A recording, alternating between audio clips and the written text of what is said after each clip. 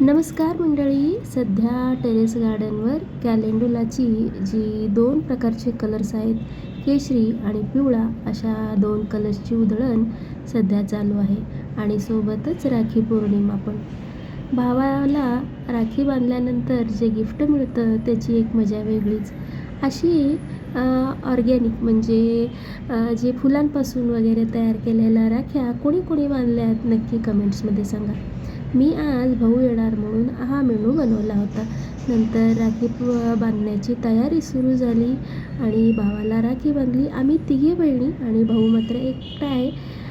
आणि सुदैवाने भाऊ सध्या बेंगलोरमध्येच राहतो, माझ्याच सिटीत. तर तो दरवर्षी येतोच माझ्याकडं आणि दरवर्षीप्रमाणे याही वर्षी तो माझ्याकडं राखी बांधण्यासाठी आला होता. जेवण झालं, राखी पौर्णिमासाठी राखी बांधून झाली आणि नंतर आमचे हे फोटो